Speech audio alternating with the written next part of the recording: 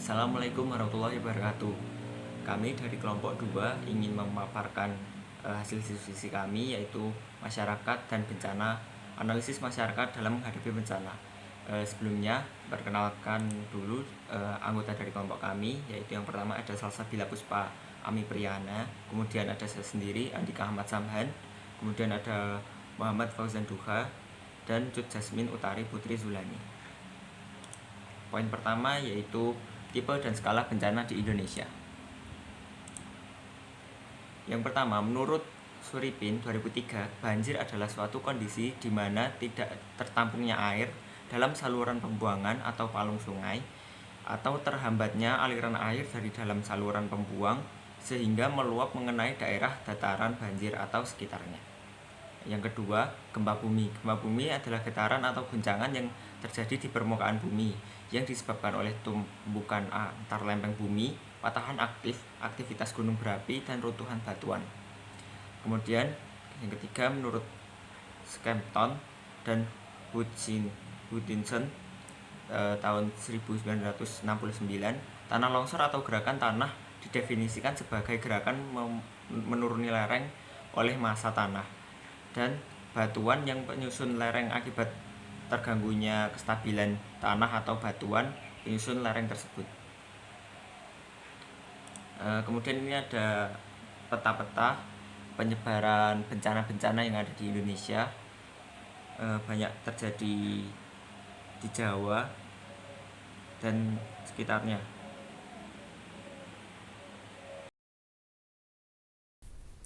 Lalu selanjutnya ada resiliensi masyarakat dalam menghadapi bencana.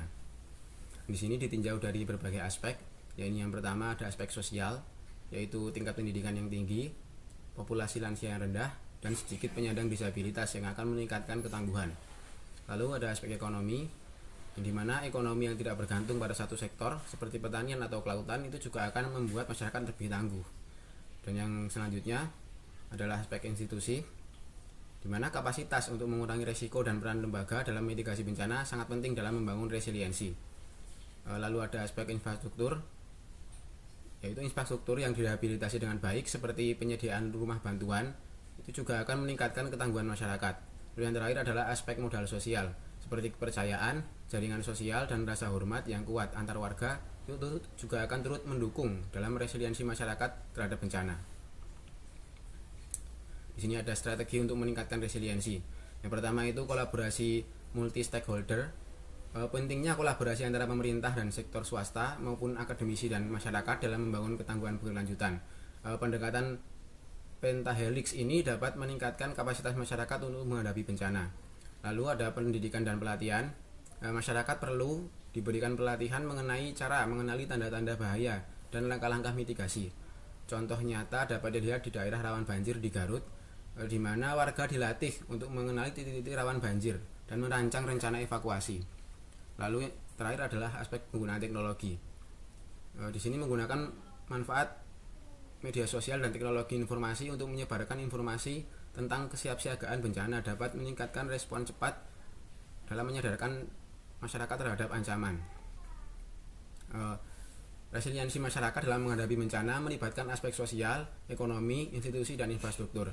Melalui kolaborasi, peningkatan kesadaran, dan edukasi risiko, masyarakat dapat lebih siap dan tangguh. Upaya ini penting untuk pemulihan dan pengurangan risiko di masa depan.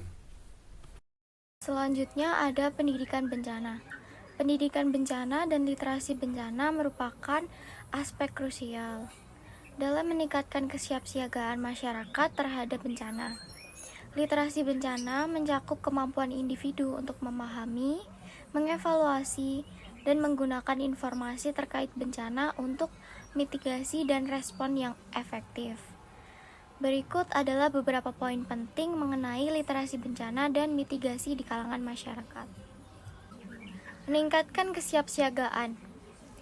Literasi informasi bencana berpengaruh signifikan terhadap kesiapsiagaan masyarakat. Penelitian menunjukkan bahwa tingkat literasi informasi bencana dapat meningkatkan kesiapsiagaan hingga 45% di beberapa daerah. Seperti Jawa Barat, masyarakat yang teredukasi tentang resiko bencana lebih mampu mengidentifikasi dan menemukan informasi yang relevan, mengevaluasi keakuratan informasi, serta mengorganisir pengetahuan untuk tindakan mitigasi. Pengurangan risiko. Dengan pemahaman yang baik tentang bencana, masyarakat dapat mengurangi kerentanan terhadap dampak bencana. Pendidikan kebencanaan membantu membangun sikap tangguh dan responsif dalam menghadapi situasi darurat. Penerapan literasi kebencanaan di semua level pendidikan, baik formal maupun informal, sangat penting untuk menanamkan sikap waspada dan sikap menghadapi risiko bencana. Selanjutnya, poin keempat yaitu D, peran pemerintah dan LSM. Peran pemerintah dan LSM meliputi 1. Mengidentifikasi orang dan wilayah yang rentan bencana dalam lingkup kabupaten. Kedua, memastikan bahwa semua anggota masyarakat menyadari potensi dampak bencana alam. Yang ketiga, membagikan saran dan panduan praktik yang baik kepada masyarakat untuk mitigasi bencana. Yang keempat, menjaga hubungan dengan para pejabat yang bertanggung jawab dalam perencanaan, kesehatan, dan kesejahteraan dengan mengeluarkan peringatan atau sistem pengendalian massa. Yang kelima, memastikan bahwa anggota masyarakat menerima pelatihan first aid atau pertolongan pertama yang sesuai. Yang keenam, melaksanakan program pendidikan dan penyadaran masyarakat melalui kegiatan yang bekerja sama dengan sekolah-sekolah setempat. Lalu yang terakhir, mengidentifikasi rute evakuasi dan lokasi tempat yang aman serta lokasi pengungsi.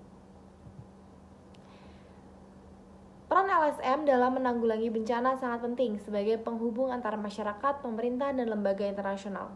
Mereka terlibat dalam 1. Mitigasi dan kesiapsiagaan, yaitu LSM sering terlibat dalam pelatihan kesiapsiagaan bencana, pembuatan peta risiko, serta peningkatan kesadaran masyarakat akan bencana.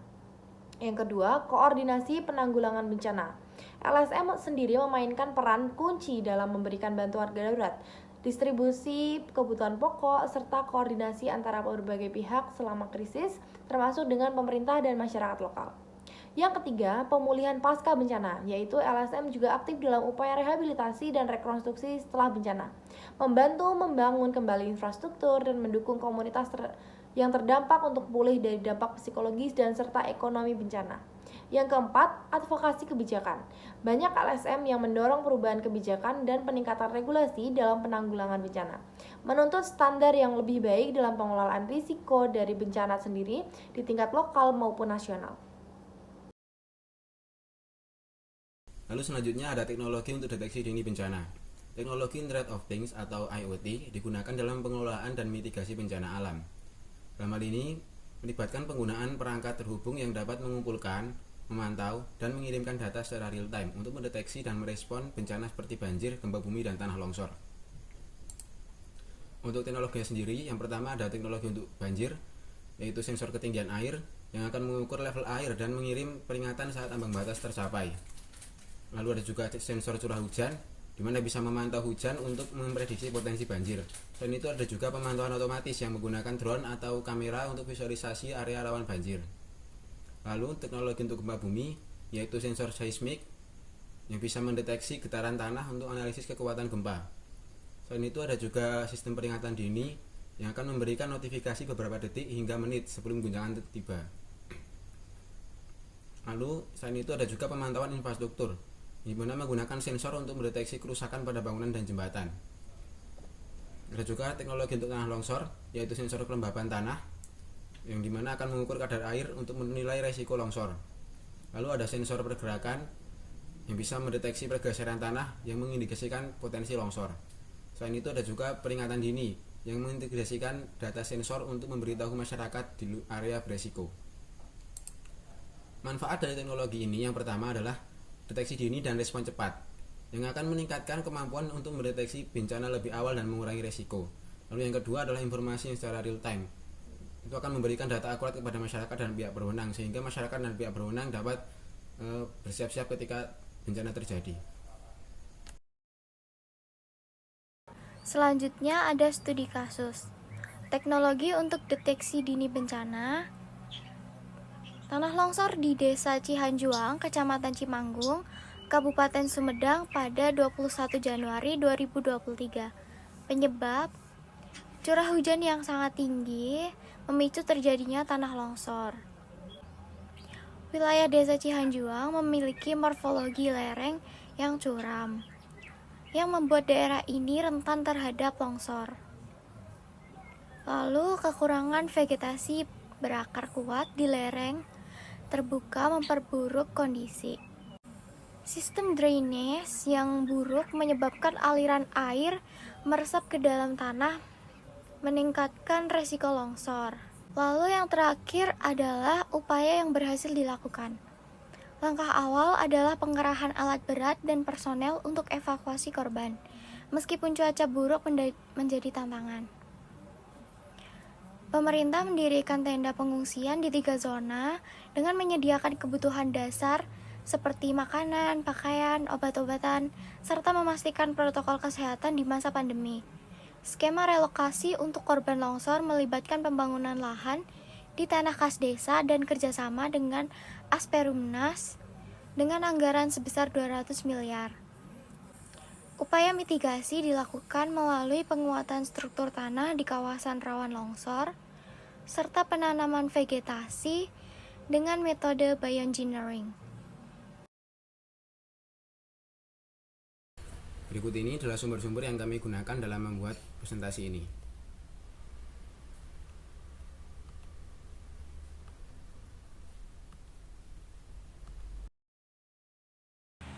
Baik, terima kasih. Cukup sekian dari kelompok kami. Untuk kurang dan lebihnya mohon maaf. Wassalamualaikum warahmatullahi wabarakatuh.